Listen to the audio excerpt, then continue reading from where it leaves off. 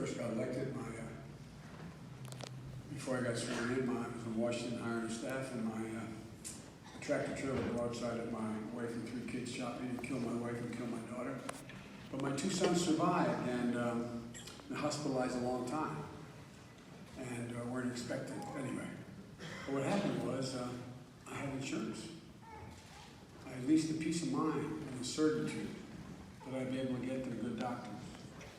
And then I got hospitalized years ago with a cranial aneurysm. I was hospitalized a couple of times. I took the top of my head off the second time because they couldn't find a brain the first time. But it was the nurses that gave me hope. And my son Bo, the Attorney General of the State of Delaware, decorated war hero. For real, a year in Iraq, and spent about 6 months in Kosovo before that. And he came home, and shortly afterwards was diagnosed with stage 4 glioblastoma, given months. Not a question, would he live, just could he live? How long? And you use the magic phrase most people don't know. Insurance company used to be able to say, you run out of coverage. Suffer in peace. You're on your own. One of the things my dad used to say is that everyone's entitled to be treated with dignity. How can a parent maintain their dignity and have a dying child and there's not a damn thing you can do about it? How can a parent maintain their dignity when they're in a situation where they've got a talented child who wanted to school and they can't figure out how to ever get the pay to get to there, to do anything about it? Healthcare should be a right, not a privilege. So here's what I propose. And I'm not going to go into excruciating detail, but if you want me to go into more, let me know, okay? Number 1, I take Obamacare and I further subsidize it so it costs less to get into Obamacare for anyone, no matter what your income is. So you can get what they call a gold plan, and you can do it where you never have to pay if you can afford it. That is, if you have a good income. You can buy into it, and in fact, you'll not have a deductible more than $1,000. That's the gold plan. You don't have to buy that plan. You can buy a cheaper plan if you'd like. For those who cannot afford a healthcare plan, I provide what Barack and I wanted. I say Barack, I know he's my close friend, but my point is I would usually call him president, but I don't want to confuse him with the other guy.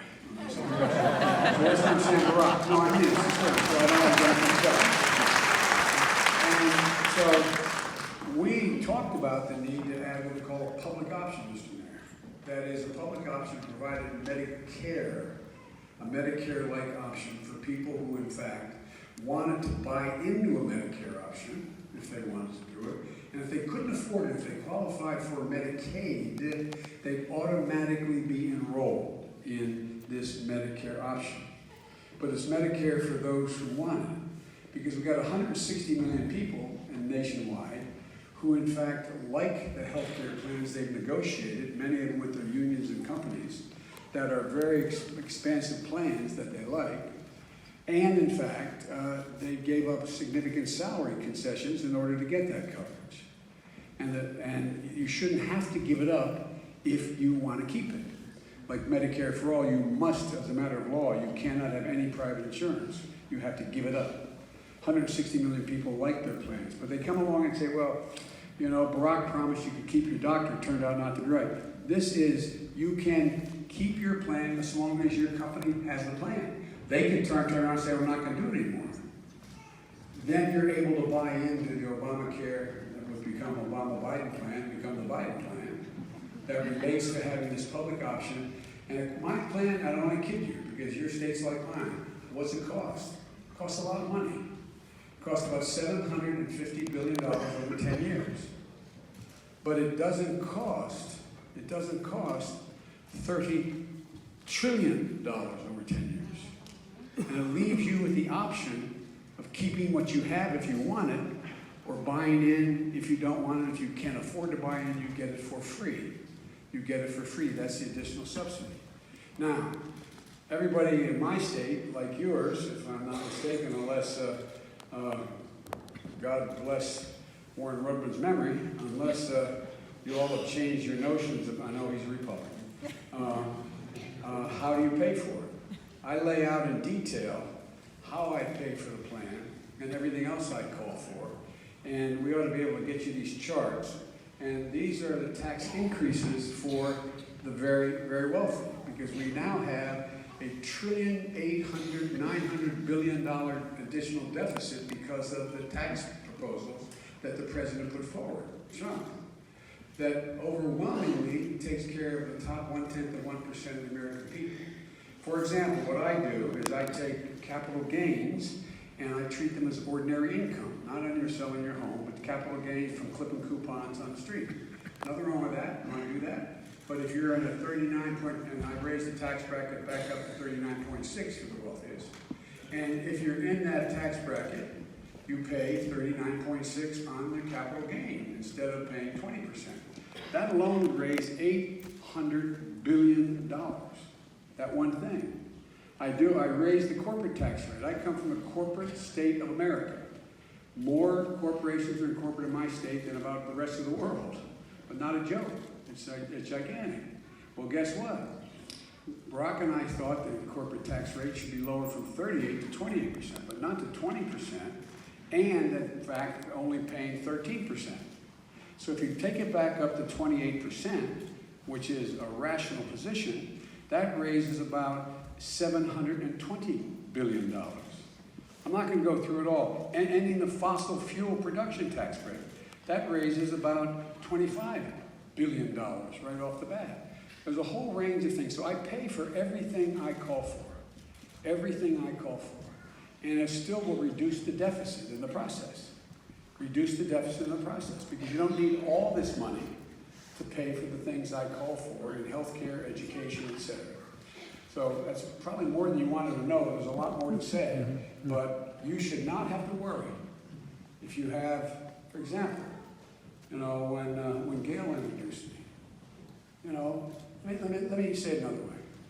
How many of you in this room, you don't say who or how, and you don't want to answer, you don't have to, obviously. How many of you have lost a son, daughter, husband, wife, mother, or father to cancer? Raise your hand. In every room I've ever in. And so what happens? What happens when you don't have coverage? And if you have to sell your house to get the coverage? How many have, well, I won't go through it. Anyway, so there's a lot we can do, afford to do, and here's the biggest deal. I admire the intention of my friends who fought for Medicare for all, but the minimum number is 30 trillion over 10. It's closer to 35 trillion. Most people think it's 40 trillion, the experts. But that's $3.5 trillion a year. That's more money than we spend on every single thing the government does. Hear me? You could wipe out the Pentagon, everything, satellites in the sky. You could wipe out departments of education. You could wipe out the entirety of the civil service. Wipe it all out. It doesn't add up to $3.5 trillion a year. And I think the most important thing in running against Donald Trump is you have to have truth and lending here. No, the worst thing to do with this guy if you're running against him is assert something that either is not accurate or is so preposterous to get done that he's able to have a field day. And don't underestimate this guy. Don't underestimate him. He brags about an economy that is growing, and it is growing. Except if you're in the bottom 96%. No, but look, the stock market's the highest it's ever been. Unemployment is incredibly low. And it's real. I mean, it actually is. It is growing. But it's not, there's no rational distribution of the growth in terms of increases in income and other things. I will answer questions shorter than that if you ask me less complicated questions.